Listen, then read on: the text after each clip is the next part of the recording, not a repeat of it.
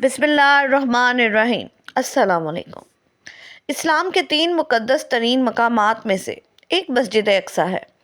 یہ وہ پاک مسجد ہے جس کی طرف سفر کرنے والے کے لیے بھی بے حد اجر و ثواب لکھا جاتا ہے۔ یہ مسلمانوں کا قبلہ اول بھی کہلاتی ہے۔ تقریباً 1.5 سال تک حضور صلی اللہ علیہ وآلہ وسلم اور آپ کے صحابہ مسجد اقصیٰ کی طرف ہی منہ کر کے نماز پڑھتے رہے۔ اس میں حکمت یہ تھی کہ مکہ مکرمہ میں تو مشرکین سے امتیاز اور ان سے مخالفت کا اظہار کرنا تھا، اس لیے ان کا قبلہ چھوڑ کر بیت المقدس کو قبلہ بنا دیا گیا۔ پھر ہجرت کے بعد مدینہ طیبہ میں یہود و نصارہ سے امتیاز اور ان کی مخالفت کا اظہار مقصود ہوا تو ان کا قبلہ بدل کر بیت اللہ کو قبلہ بنا دیا گیا۔ مسجد اقصیٰ کی تاریخ بہت دلچسپ و عجیب ہے۔ اس کی تعمیر ناقابل یقین واقعات سے بھری پڑی ہے۔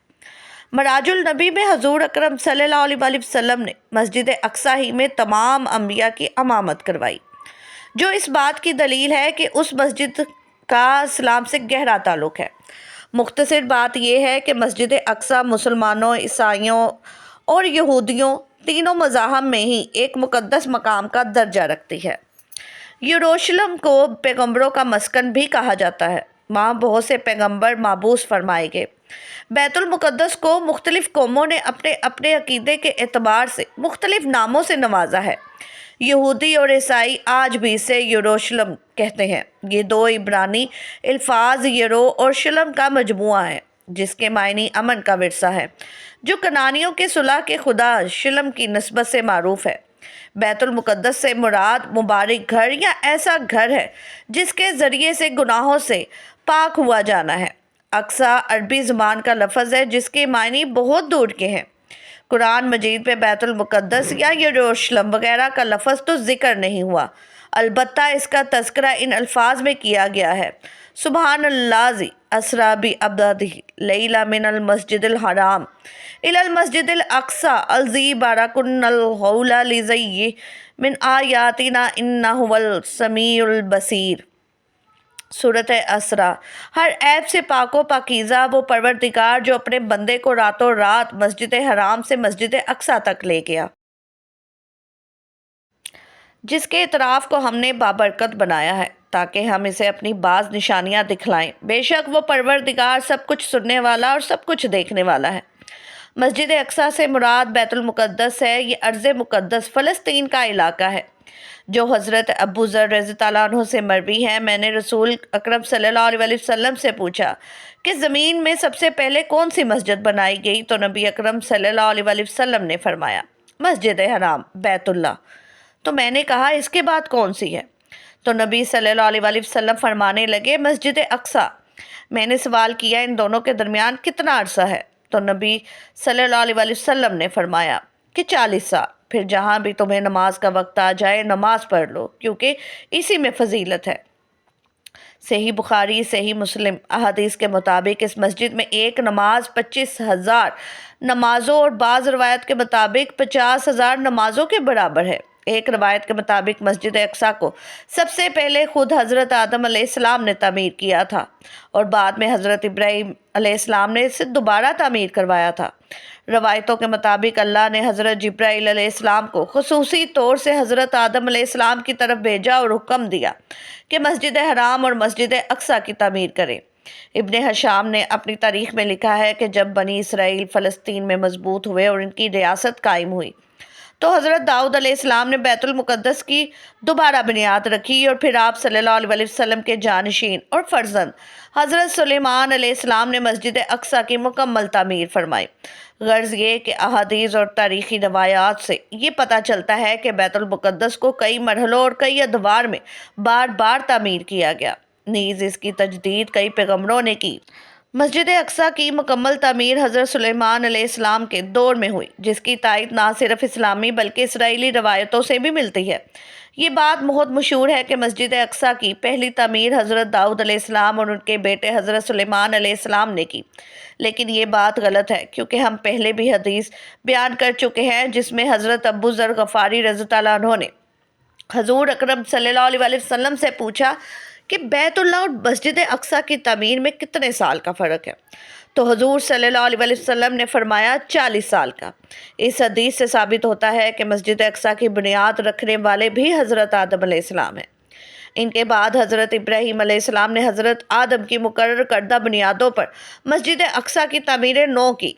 حضرت ابراہیم کے بعد حضرت داؤد علیہ السلام نے اللہ کی عبادت کے لیے اس عظیم الشان مسجد کا ازر سر نو تعمیر کا آغاز کیا۔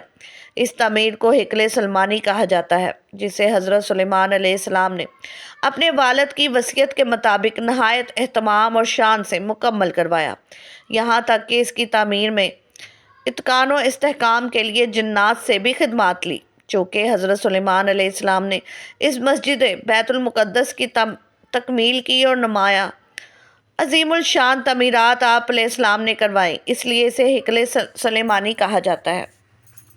معلوم ہوا کہ ہیکل سلیمانی سے مراد وہی مسجد بیت المقدس ہے جس کی تعمیر کا ذکر قرآن مجید نے بھی کیا ہے اور جو آج تک موجود ہے، جہاں سے رسول اللہ کو معراج کے موقع پر آسمانوں کے سفر کے لیے لے جایا گیا۔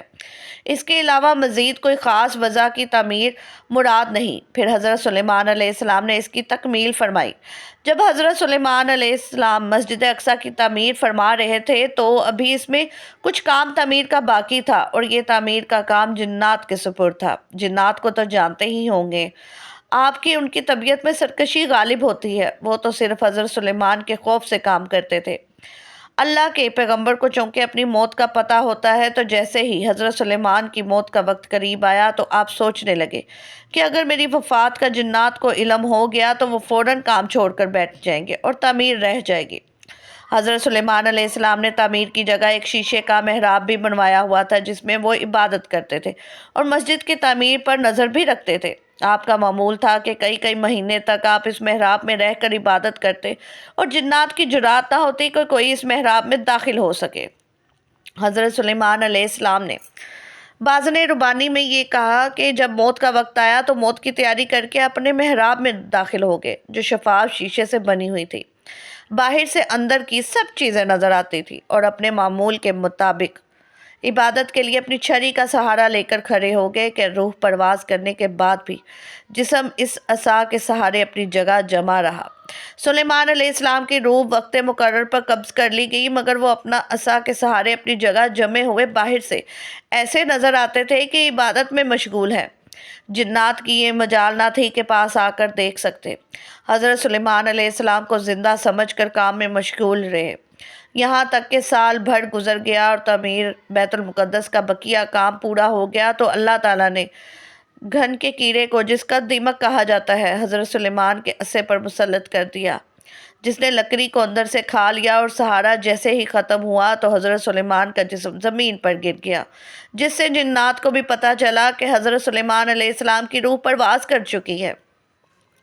اس واقعے کو اللہ تعالیٰ نے سورۃ سبا میں یوں بیان فرمایا: پھر جب ہم نے ان پر موت کا حکم بھیجا تو جنوں کو ان کی موت کا علم نہ ہوا، مگر زمین کی دیمک ان کا حصہ کھاتی رہی، اور جب سلیمان علیہ السلام زمین پر آئے تو جنات پر وہ حقیقت کھل گئی کہ اگر وہ غیب جانتے تو اس خاری کے عذاب میں نہ ہوتے۔ دوستو، آج مسلمانوں کے لیے باعث شرم یہ بات ہے کہ ہماری وہ زمین جسے برکتوں کا خزانہ سمجھا جاتا ہے، وہ مسلمانوں سے چھن چکی ہے۔ 1948 میں دوسری جنگ عظیم کے بعد اسرائیل کو فلسطین میں داخل کیا گیا، اور 1967 میں 6 روزہ جنگ میں اسرائیل نے عربوں کو شکست سے دوچار کرتے ہوئے یروشلم بیت المقدس پر بھی قبضہ کر لیا۔ اس کے بعد صورتحال یہاں تک آن پہنچی کہ 21 اگست 1969 کو ایک آسٹریلوی یہودی ڈینس مائیکل روہان نے قبلہ اول کو آگ لگا دی، جس سے مسجد اقصیٰ 3 گھنٹے تک آگ کی لپیٹ میں رہی اور جنوب مشرقی جناب عین قبلہ کی طرف کا بڑا حصہ گر پڑا۔ محراب میں موجود منبر بھی نذر آتش ہو گیا۔ اس المناک واقعے کے بعد خواب غفلت میں ڈوبی ہوئی امت مسلمہ کی آنکھ ایک لمحے کے لیے بیدار ہوئی، اور سانے کے تقریباً 1 ماہ بعد 25 ستمبر 1969 کو مراکش کے شہر رباط میں OIC کا قیام عمل میں لایا گیا۔ لیکن یہ ادارہ جو القدس کی آزادی اور امت مسلمہ کے اتحاد کی خاطر وجود میں آیا تھا، آج ایک دفتر میں سمٹ کر رہ گیا ہے۔ آج فلسطین کا مسئلہ عالم اسلام کا مسئلہ ہی نظر نہیں آتا۔ آج بھی مسلمانوں کا قبلہ اول پکار کر مسلمانوں کی غیرت کا جھنجھوڑ رہا ہے۔ ناظرین، اگر آپ کو یہ ویڈیو اچھی لگی ہو تو چینل کو سبسکرائب کرنا مت بھولیے گا اور فلسطین کے مسلمانوں کو دعاؤں میں یاد رکھیے گا۔ شکریہ۔